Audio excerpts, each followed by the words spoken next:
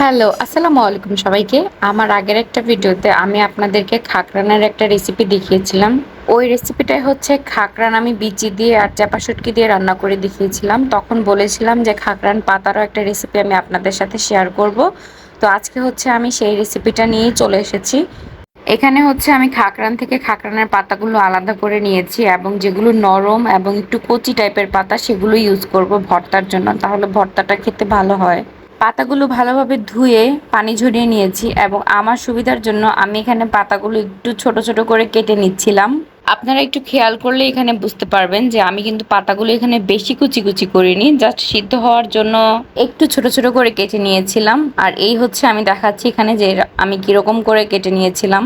আশা করি আপনারা বুঝতে পেরেছেন। তো এরপর হচ্ছে আমি এখানে পাতাগুলো সিদ্ধ করার জন্য দিয়ে দিচ্ছি। সবগুলো পাতা দিয়ে আমি হচ্ছে হালকা একটু লবণ দিয়ে ব্যাস এখানে হচ্ছে এতটুকুই কাজ। তারপর হচ্ছে আমি ঢাকনা দিয়ে ঢেকে দিব এবং মাঝে মাঝে হচ্ছে ঢাকনাটা উঠে আমি উল্টে পাল্টে নেড়ে দিয়েছিলাম।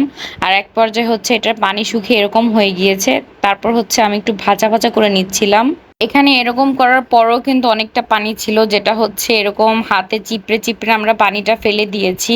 আর দেখুন কতগুলো খাকরান পাতা থেকে মাত্র এই কয়েকটা হয়েছে। প্রথম স্টেপের কাজ শেষ, এখন হচ্ছে সেকেন্ড স্টেপ। এখানে হচ্ছে একটা কড়াইয়ে তেলটা গরম করে তার মধ্যে শুকনো মরিচ, তারপর হচ্ছে কাঁচা মরিচ আর হচ্ছে রসুনগুলো দিয়ে ভালো করে ভেজে নিতে হবে। একটুক্ষণ ভাজার পরে হচ্ছে কালো জিরা অ্যাড করব, কারণ কালো জিরা যদি প্রথমেই অ্যাড করতাম তাহলে হচ্ছে কালো জিরাটা পুড়ে যাওয়ার সম্ভাবনা ছিল। তাই হচ্ছে কালো জিরাটা লাস্টে দিয়ে একটু ভেজে তারপর হচ্ছে নামিয়ে নিয়েছি। এরপরের স্টেপ হচ্ছে পেঁয়াজ ভাজা। পেঁয়াজটা কিন্তু এখানে কাঁচাও দেওয়া যেত, কিন্তু যেই পরিমাণ গরম পড়েছে তার জন্য হচ্ছে পেঁয়াজটা যদি কাঁচা দেওয়া হয় তাহলে হচ্ছে ভর্তাটা খুবই দ্রুত নষ্ট হয়ে যায়। এর জন্য হচ্ছে পেঁয়াজটা এখানে হালকা করে ভেজে তারপর হচ্ছে ভর্তার সাথে অ্যাড করা হচ্ছে। আর আজকের ভর্তাটা বানাবো হচ্ছে শিলপাটায়। আমরা শিলপাটায় বানিয়ে ভর্তা খাই। ভর্তা যদিও আমি বানাই না, আমার আম্মু বানায়। আমার আম্মুর হাতের ভর্তা অনেক মজা।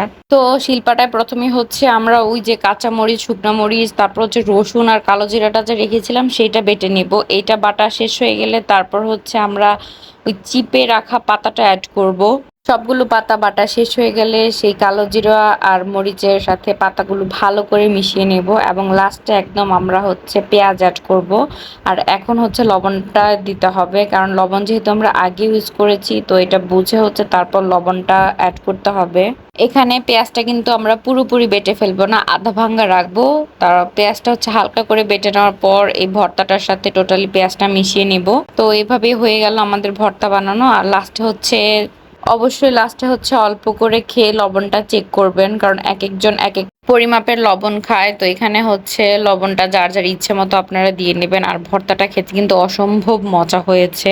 যেহেতু পাতাগুলো একটু বেছে নেওয়া হয়েছে তাই হচ্ছে ভর্তাটা খেতে অনেক মজা হয়েছে। তো আজকের মতো এখানেই শেষ। টাটা, বাই বাই, আল্লাহ হাফেজ।